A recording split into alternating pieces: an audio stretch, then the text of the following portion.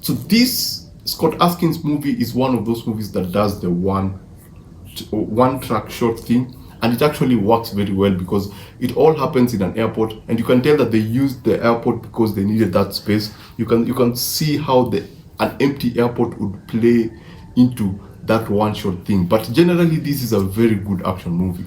Now, warning, forget about the first 25 minutes. It begins very slow. They try to hype up some things. They try to set up things in the first 25 minutes. Then after Scott Adkins steps in, the moment you see Scott Adkins. So if you're watching this movie and you feel like the first 20 minutes they're kind of dragging themselves, just try to be attentive. Just try to listen because it pays off at the end. I think that's one of the things that I liked about this film. They make an effort to make it pay off at the end. This is a very good action movie.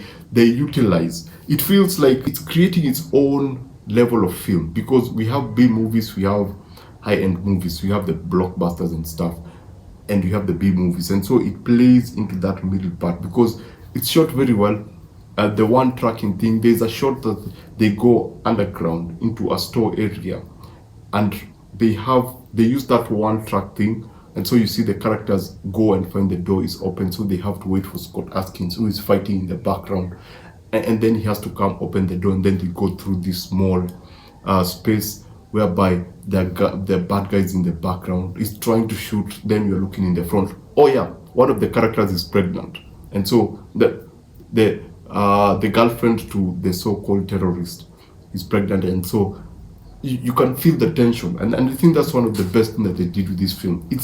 You can feel the tension, you can feel the need to get away from that point. When the bad guys actually come in, that's where now everything goes to, and Scott Adkins is not one of those indestructible heroes who never gets a beat down. He gets beaten so many times, he takes injuries so many times, he gets a whooping. There's a scene that he gets thrown off, a ledge but it's not a high place, but you can actually see the fall because it's that one track thing.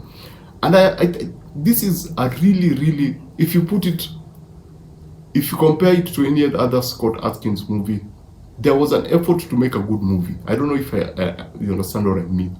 There was an effort in that they actually got good actors. Apart from that one bad guy, there's a twist somewhere with one particular female character. She is a bit over the top, she kind of, I don't know, I just felt like her character was overacting. Let me just put it that way. But that character who is suspected to be a terrorist, who is supposed to give the informant, that guy is a very good actor because he is convincing when he's tormented. There's a torture scene that you actually think that, wow, that's how a person would react, And when he switches, because he's told to read something, and then the wife is there, and then he's told, if you don't read this, something bad will happen to you. And then at a moment he switches, and then you're like, wow, yeah, this guy is actually, there's a potential with this guy. I think the people who casted this movie, they understood what they were doing because they picked that person, and that person was the right person for that role. He's a very, very good actor. He was very, very convincing. Actually, I was like, wow, who's this guy? This guy is actually really, really, really good. He plays a person from Middle East, and you're like, wow, I'm really convinced. With also the makeup, they did just small things that help sell that particular character in that particular state. The wife, the pregnant wife, was also interesting. The interaction was interesting. It's what you'd expect a couple to be, and it's how you'd expect a couple to behave, especially a couple who've lived together for a very long time. And every decision that he makes because of his wife is understandable. Now, talking about the villains, there's a twist, and then we move to a different villain, and I feel that was meant to be Michael J. White. Yeah, that's how it felt, because when he comes in, he's very effective. And the moment that he has in the beginning of the film, the end of the first act, he is fantastic. Actually, he's menacing because he plays a bad guy. He actually commands his people, but you can actually see him act. And then he pops up in the last scene where he's supposed to have that big. But generally, I would have wished that he would have been a part of the people who did whatever that female character did, because as much as this other character from Middle East was acting his ass off, this female character was, over the top. I think that's the right word to use. And it kept me. That's why I felt like, yeah, that's a bit of a B movie performance, but it's okay.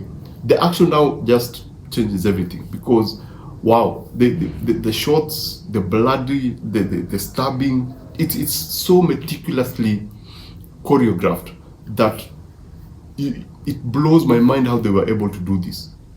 The action is seamless. There are no awkward moments. There's a very interesting use of shaky cam. It's not the shaky cam that annoys you at first.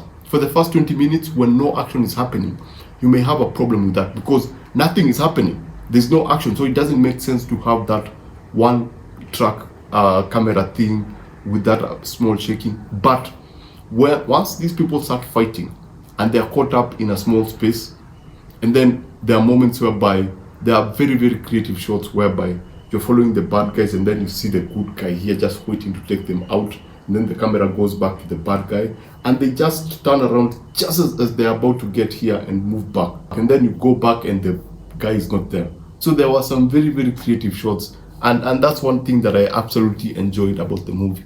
What did not work, as I said, I felt that one of the bad guys, female bad guys, was over the top, and then a lot of exposition from the leader of the team. What else did I not like? Actually, that's it. This is a very good movie. It's not perfect. It's not Extraction level movie. It's not Extraction 2 level movie. But I would put it at par with the first Extraction movie. And I think it's much more better constructed. It's a better idea than the first Extraction movie. That's what I think, because the premise is very interesting, and then just how they choose to utilize what they have, what the production team chose to utilize to make this film is absolutely impressive, and how they are able to maintain the tension throughout the movie is also impressive. So basically, that's one more shot. Scott Adkins, Michael J. White.